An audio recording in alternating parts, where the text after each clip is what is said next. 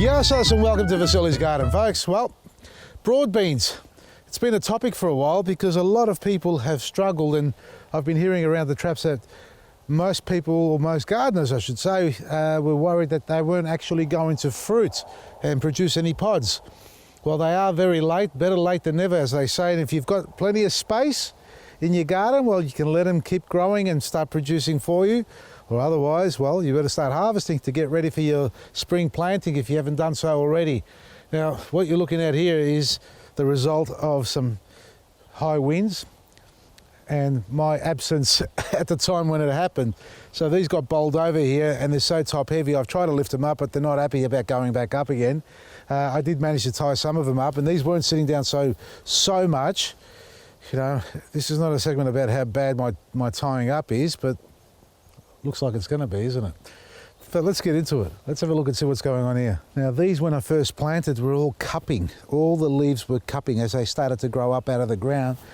And we were trying to work out what the cause was. And we were trying to, I was trying to establish whether it was the soil, whether it was the fertilizers or the weather.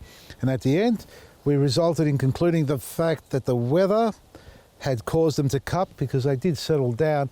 And even now, I have some broad beans in part of the bean mulch that I have where they do germinate and they are still cupping. So something's going on that, you know, I can't put my finger on that's causing that to happen, but they do grow out of it. And you can see the ones that are upright, they've reached about 6-7 feet up in the sky. You can crack the heads off, meaning snap the tops down so you can force them to bush out more or create more fruit rather than actually growing up still. But these ones here that have fallen over, yeah, just grab a handful, as they say, and lift them up. Well, come and check out this surprise. Have a look at this. Under the cover of a leaf, we have got these little delicious delicacies. Now, some of you may like to eat them, but maybe not this particular variety, but snails and slugs can get into your garden, and as I can see here, they're in my broad beans. Just give me a second. The chooks are on the other side of this hedge. There we go. There goes one. And there's a heap of them in here. Have a look at this. There's another one.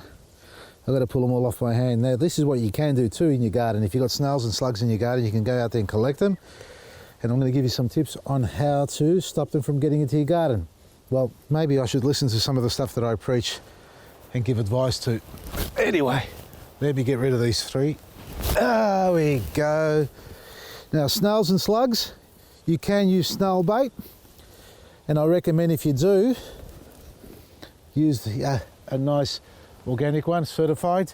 They're not all 100%, you know, organic, if I could say that, but the Eco Eradicate or Eradicate Eco is probably by far the safest one in the market. And if you don't want to use snail bait, and that's basically little granules you put around the base, you can use a variety of other products. For example, coffee grounds. People have tried coffee grounds and they find them to be successful. It also works as a fertilizer, but it does dissolve quite quickly.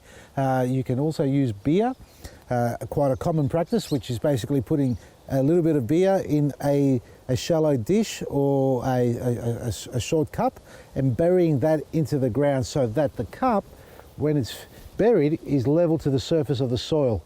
So it's not sitting above there where the snail has to climb up, but rather than just crawl into it. So they love the beer, they marinate themselves, and then at the end of the day or the next morning you can take them out and boil them up and you've got a bit of beer flavour in them. And the other one is rolled oats.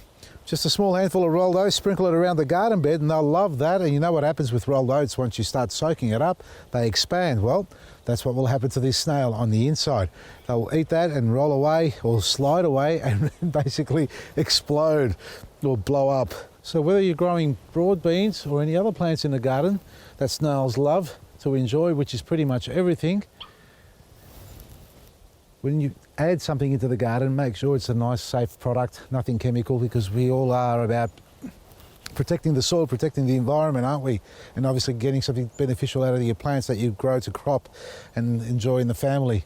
Now, these beans and broad beans I'm referring to should have ripened a long time ago, so they are very late in the season, and a lot of people have been mentioning they've finally got some broad beans growing on theirs, as I have, you can see here. Not as successful as previous years, and obviously not as clean as I've had in the previous years or seasons that I've grown, but nevertheless they are producing. You can see even the ones lying down on the job here. Got plenty of pods, they're not quite ready. There's a decent one over here. Give me a second.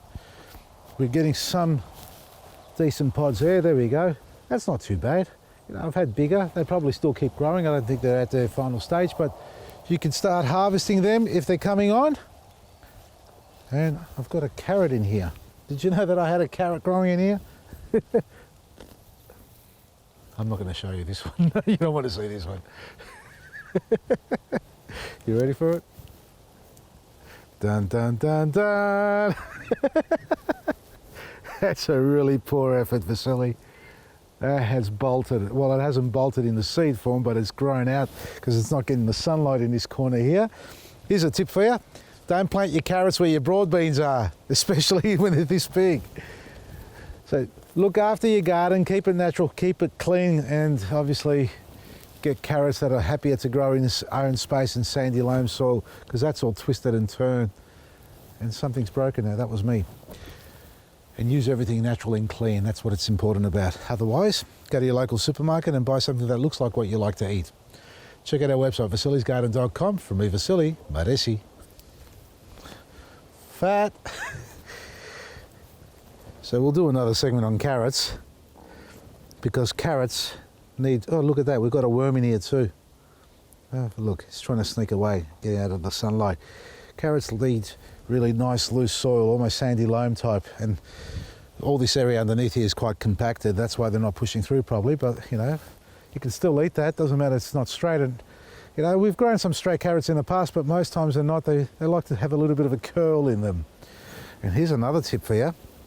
When you're pulling out all the clovers and bulbous weeds, this is what happens when you try and pull it out.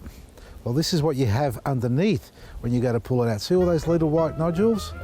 Yeah, they're potentially another plant there. So they'll snap away, and each one of those will burst into life, and you'll have from one plant, and I just dropped a bulb, but never mind, you'll have multiple growing in that same space. So pulling them out is not a good thing. Cutting them flat to the ground and starving them of sunlight is a better way to do it.